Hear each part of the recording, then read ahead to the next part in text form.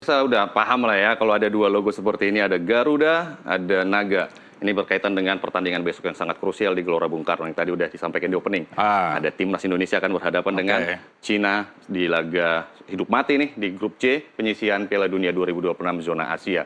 Jadi kita tahu bahwa timnas Indonesia sering dilambangkan dengan apa? Garuda. Garuda. Dan Cina dijuluki dengan The Dragon. Jadi seperti apa besok pertandingannya mungkin kita akan bahas satu persatu. Baik, ini dari gambar ini posisi Garuda nampaknya lebih tinggi dari posisi Naga. Apakah itu berkaitan dengan apa yang akan diprediksi oleh Bung Marco? Kita lihat di slide berikutnya terlebih dahulu.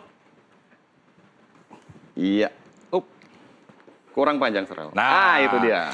Ini dari ada gambar para burung. Yes. Nah, ini kita bicara soal burung. Ya, udah banyak orang bicara teknis, banyak bicara prediksi. Kita coba dari awal yang ringan-ringan aja. Nah, kita cocok logi dulu nih. Apa kaitan cocok logi burung ini? Betul. Jadi tahun ini, Seral, kita tahu bahwa tim-tim di Liga Inggris nih khususnya, yang berlogo burung itu meraih hasil yang luar biasa. Nah, meraih kesuksesan. Ini penting buat pemirsa TV Sport, siapa yang punya burung, kita akan simak prediksi dari Bung Marco. Baik, kita mungkin coret-coret dulu nih. Kita lihat, kalau kita lihat di sini ada Crystal Palace. Dengan logo burung. Ya, mungkin bisa dicoret dulu, Seral. Nah, oke. Crystal Palace menjadi menjuarai Piala FA musim ini dengan logo burung juga di situ. Dan lalu ada Liverpool, dia juara Liga Inggris musim 2024-2025 juga dengan logo burung di sini. Burung warna merah. Dan di sini ada Newcastle. Ini adalah logo lama Newcastle setelah dia menjuarai Carabao Cup, Piala Carabao. Ini burung murai dan ini merupakan logo lama mereka. Kalau sekarang logonya adalah kuda laut karena memang agak bersinggungan dengan laut. Lalu yang terbaru tentu saja Tottenham Hotspur yang menjuarai Europa League, mengalahkan Manchester United, juga berlogo. Nah, kalau ini bukan burung, ini sebenarnya ayam ya, tapi masuk bagian unggas lah. Nah, Indonesia sendiri kita tahu adalah sering diidentikan dengan lambang Garuda. Kita tahu bahwa Tifo ada di GBK, Indonesia juga pernah membentangkan gambar Garuda yang cukup besar. Betul. Ini berarti kita memang dijuluki sebagai tim Garuda maksudnya. Nah, apakah cocok logi ini akan berlaku untuk Indonesia? Kita berharap sih seperti itu ya, bahwa ini tahunnya burung, tahunnya unggas. Mungkin tim Garuda juga bisa lolos ke Piala Dunia dan bisa mengalahkan Cina pada pertandingan besok. Ya, harapannya itu, karena burung kita lebih besar dari burung-burung yang lain. Betul. Ya. Kalau kita lihat, kalau dibandingkan kemarin dibentangkan di mana?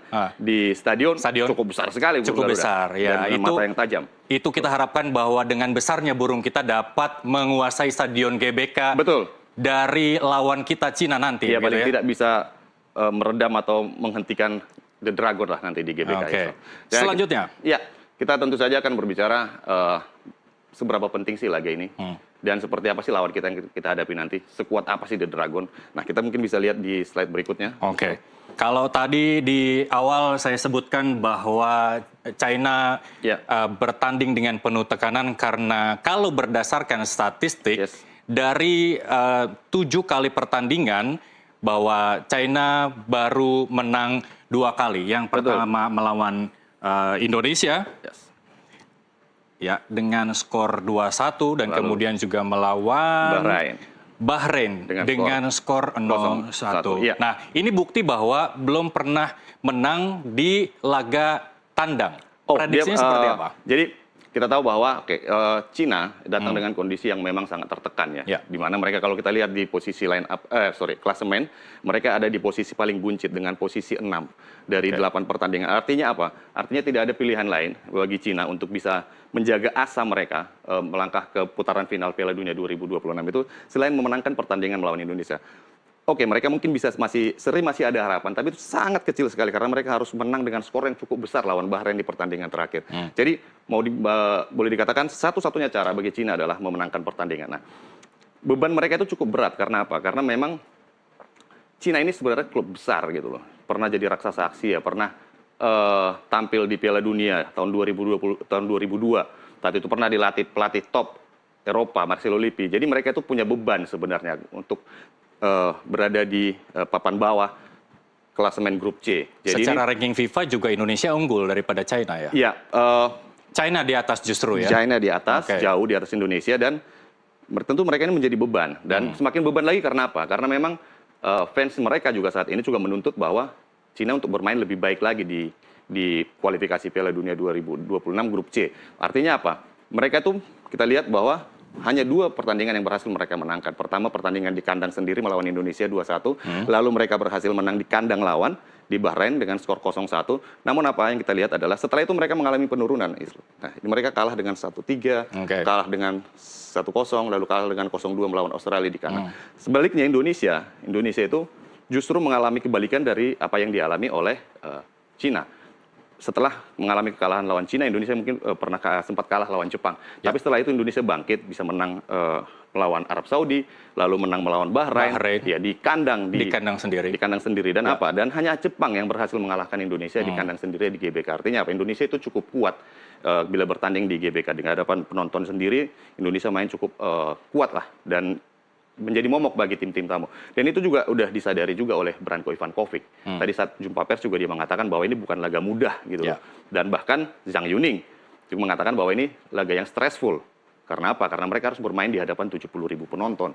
Jadi mereka itu sangat tertekan, Irsal. Jadi boleh dikatakan bahwa kesempatan Indonesia untuk bisa memenangkan pertandingan sebenarnya cukup terbuka karena Cina tampil dengan beban yang cukup berat gitu loh. Bahkan dengan beban yang cukup berat itu, apakah kelakar dari pelatih China yang akan bermain dengan 10 strikernya itu sebagai siasat untuk memberikan Indonesia rasa sedikit ketakutan, begitu? Ya, jadi kalau kita lihat tadi jumpa pers dari pre-match antara Indonesia dan Cina, Cina tadi Branko Ivankovic dan Zhang Yuning, 2 striker utamanya Cina itu, mereka jelas sekali mengatakan bahwa mereka akan tampil mati-matian. Jadi dalam posisi terjepit, Cina itu bisa melukain sebenarnya. Karena mereka membuktikan bisa menang lawan Bahrain di kandang Bahrain. Jadi artinya apa? Mereka telah menyiapkan game plan, menyiapkan strategi yang memang khusus untuk Indonesia. Walaupun tadi Branko Ivankovic mengatakan mereka bermain normal saja. Tapi kalau kita lihat lebih dalam lagi pernyataan dari Branko bahwa dia telah menyiapkan strategi atau metode penyerangan yang berbeda dari sebelumnya. Artinya apa? Artinya ada sesuatu pola penyerangan yang berbeda. Kalau kita tahu, kita ingat bahwa saat kalah 2-1 di kandang Cina, Cina itu bermain bertahan. Mereka hanya mengandalkan counter attack. Ada 3 shot on target yang mereka lepaskan dan 2 menjadi gol. Sementara Indonesia menguasai jalannya pertandingan. Nah, sementara untuk melawan Indonesia nanti, mereka akan menggunakan metode yang berbeda. Kita tentu tidak memahami secara mendalam metode apa. Karena itu kan mereka ketika datang pun melakukan latihan secara tertutup. Dan itu jadi rahasianya mereka. Kalau memang terbongkar berarti bukan taktik namanya. Tapi yang pasti apa? Mereka akan menempatkan Yang Yudong sebagai salah satu striker yang ada di depan. Pemain muda berusia 18 tahun. Dia akan mendampingi Zhang Yuning. Artinya apa? Mereka akan bermain agresif. Pemain muda tipikalnya punya kecepatan, punya endurance, dan punya stamina yang cukup baik. Apakah stamina dan kecepatan pemain Indonesia ini bisa dikatakan lebih satu tingkat di bawah para pemain muda China yang mengandalkan strategi kekuatan, endurance, kecepatan, dan lain sebagainya? Sebenarnya nggak bisa dikatakan begitu juga. Indonesia juga punya stamina, apalagi bermain di kandang sendiri. Mereka juga udah sempat aklimatisasi di Bali kemarin. Sesinya cukup panjang, jadi mereka sudah cukup untuk membiasakan diri lah dengan cuaca, dengan suhu dan segala macam. Artinya kita tidak perlu ragu dengan stamina. Mereka pemain-pemain profesional. Cuman yang satu hal yang harus kita garis bawahi adalah Cina, mereka bermain dengan metode yang berbeda, dan ini harus diwaspadain oleh pemain-pemain Indonesia tentunya. Mereka sampai berani menurunkan pemain muda bukan tanpa alasan. Pasti mereka punya alasan yang kuat untuk itu. Dan juga Zhang Yuning juga mengatakan bahwa dia akan membimbing juniornya untuk bisa tampil lebih baik saat melawan Indonesia. Dan ya, memang penting sekali bagi Cina untuk memenangkan pertandingan lawan Indonesia, tapi kita juga jangan sampai kendor karena kita bermain di kandang kita. Baik, meskipun kita belum mengetahui strategi, terus kemudian formasi dan pemain yang akan diturunkan pada laga besok, tidak ada salahnya kita memprediksi apakah Indonesia juga akan menurunkan pemain sama seperti laga melawan Bahrain Maret kemarin. Kita akan coba coret-coret, kita akan coba kemampuan Bro Marco ini mengalahkan kemampuan wakil menteri yang kemarin viral itu dengan kalau kemarin pakai teori peluang itu, kalau ini pakai teori apa ini? Teori prediksian aja aja lah. Kita teori berdasarkan pengamatan selama inilah. Jadi ada yang perlu kita garis bawain adalah saat ini Indonesia masih memiliki 28 pemain. Artinya apa? Mereka hanya akan membawa 23 pemain untuk daftar susunan pemain. masih ada 5 pemain lagi yang akan dicoret. Tapi kalau kita bisa melihat di sini, kita mulai dari sektor penyerangan saja terlebih dahulu. Mungkin kita lebih baik dari penjaga gawang karena kita akan mulai dari sektor pertahanan. Karena apa? Satu posisi yang mungkin sudah pasti adalah penjaga gawang. Karena apa? Karena kan di posisi penjaga gawang Martin Paes kita tahu tidak bisa tampil karena akumulasi kartu kuning. Namun Audero yang selama ini kita anggap akan menggantikan Martin Paes, akhirnya tadi semakin pasti setelah dia tampil di jumpa pers, karena biasanya pemain yang tampil di jumpa pers itu akan menjadi starting line up saat pertandingan keesokan harinya. Menurut Bro Marco, bagaimana performa Emil Audero yang dikatakan sebagai ini laga perdana? Betul, ini akan laga perdana dari Audero di GBK. Dan selama ini dia cuma bisa melihat, menyaksikan bagaimana atmosfer GBK yang cukup luar biasa, dan kali ini dia akan merasakannya. Tapi kemarin dia mengatakan bahwa dia sudah dalam kondisi siap untuk bertanding di GBK, dan dia juga ingin membuktikan diri sebagai pemain yang memang layak untuk menempati posisi Martin Paes. Artinya apa? Dia juga ingin membahagiakan keluarganya yang tentu kan menyaksikan dari Lombok. Dan tentu saja dia ingin membuktikan juga nih gelang keberuntungan. Tapi yang pasti memang Audero bukan kiper sembarangan. Baik, ini perlu perhatian khusus bagi para pemain China ya. Bukan pemain yang dia sudah banyak pengalaman menghadapi tekanan-tekanan. Dia bermain di Eropa, dia pernah bermain di Sampdoria, pernah bermain di Como, dan kemarin di Palermo.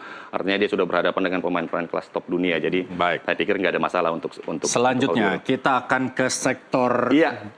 Kalau kita melihat sektor belakang, kita akan mengingat kemenangan lawan Bahrain. Karena sebelumnya kita kalah melawan Australia dengan skor 1-5. Ada perubahan di sana, ada beberapa pemain yang diganti. Nah, kita kembali ke pakem saat melawan Bahrain dengan 3 back. Di sana ada Justin Hubner. Ya, maaf tulisan saya jelek. Lalu kemudian di sini ada Ijes. Betul. Kapten El Capitano. Oke, Ijes. Lalu ada Rido. Baik. Sebenarnya di sini kita masih punya Max Hilger, tapi saya pikir karena mereka bermain dan chemistry-nya cukup baik kemarin di Bahrain, ini akan tetap dipertahankan. Nah, untuk sektor kiri sendiri di posisi tengah, kita tentu nggak akan ada yang bisa menggantikan sampai saat ini menurut saya, Calvin Verdong. Verdong, lalu di sebelahnya mungkin ini akan menjadi sektor paling penting karena akan berhadapan langsung dengan pemain-pemain tengah daripada Cina, yang dimana mungkin akan menurunkan Serginho, pemain naturalisasi mereka. Di sini akan ada Joey Pelupesi. Nah, di sebelahnya tentu saja ada Profesor yang akan mengatur serangan, Tom Hair. Nah, ini siapa nih yang menjadi pertanyaan? Di sini sebenarnya kalau kita di sini ada 2 nama, Snawi Mangkualam dan tentu saja ada Kevin Dix. Nah, kalau kita lihat dari kematangan bermain dan juga pengalaman, tentu aku berpikir masih Kevin Dix akan berada di posisi kanan. Nah di sektor depan ini yang mungkin akan ada perubahan yang cukup banyak. Karena apa? Karena ada Ragnar yang tidak main, absen. Marcelino juga tidak ada? Marcelino juga tidak ada. Jadi yang paling mungkin adalah Ole Romeni. Dia akan berada tetap di posisi ujung tombak. Ole Romeni. Nah, siapa yang akan ada di sini? Siapa yang ada di kiri? Ya, aku pikir untuk sementara ada Stefano Lillipali yang bisa diandalkan di sektor kiri. Stefano, lalu di sini mungkin ada Jakob Sayuri. Baik, kalau dilihat dari 3 nama ini yang berada di posisi penyerang begitu atau lini depan, apakah mereka mampu menjebol pertahanan dari penyerang dari tim China yang tadi Bro Marco sebutkan masih 18 tahun? Ya, nah aku pikir sih sebenarnya ini akan menjadi adu tajam lini depan ya, karena dua-duanya tim membutuhkan kemenangan. Indonesia juga sebenarnya membutuhkan kemenangan. Karena apa? Karena Indonesia juga kalau sampai kalah di laga terakhir mereka harus berhadapan dengan Jepang yang tentu bukan laga mudah. Jadi apa? Ole Romeni terbukti sejauh ini 2 pertandingan mencetak 2 gol dalam 2 pertandingan berturut-turut. Jadi aku pikir ini akan menjadi pertarungan adu tajam, di mana paling tidak siapa yang bisa menggolkan di 15 menit pertama itu akan, aku pikir bisa memenangkan pertandingan. Jadi ini adu cepat siapa yang bisa mencetak gol, karena Cina juga sangat berambisi untuk mencetak gol Israel.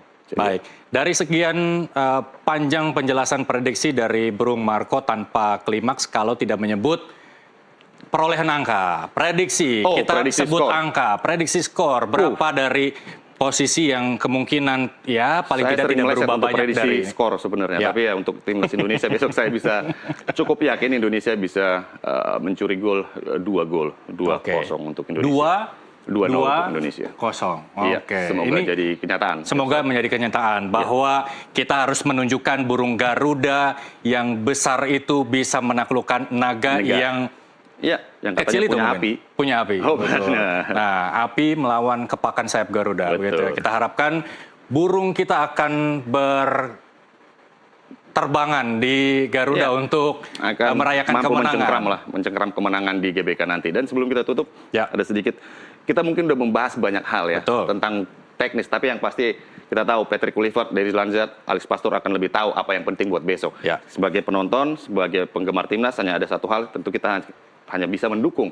Dan bagi yang beruntung, punya dapat tiket, bisa nonton di lapangan, jangan berhenti bernyanyi, jangan berhenti berteriak, jangan berhenti menjatuhkan mental lawan selama 90 menit. Dan bagi yang nggak beruntung nih dapat tiket, kita dukung dari jauh. Dan jangan lupa untuk menemani kita besok, kita juga akan ada live reaction besok di jam 8.00 atau jam 20.00. Dan kita akan bersenang-senang, semoga hasil timnas membahagiakan kita. Simak reactionnya Bro Marco di NTV pada pukul 20 hingga 23 waktu Indonesia Barat begitu ya. Nah, yang terpenting adalah menjaga suasana permainan di GBK ini positif, karena kalau tidak positif mau sampai kapan kita disanksi oleh FIFA dengan kondisi permainan yang negatif begitu ya, baik dari sisi penonton maupun dari sisi para pemain. Seperti yang sering saya katakan, mari kita jatuhkan mental lawan. Tapi jangan sakiti hati mereka dengan diskriminasi. Baik, kita akan nonton bersama apakah Garuda Indonesia mampu mengalahkan China 2-0 seperti prediksi Bung Marco. Kita lihat besok. Terima kasih Bung Marco atas ceki-cekinya di segmen Gocek Bro Marco. Dan informasi lainnya di NTV Sport masih akan kami hadirkan usai jeda. Kami akan segera kembali.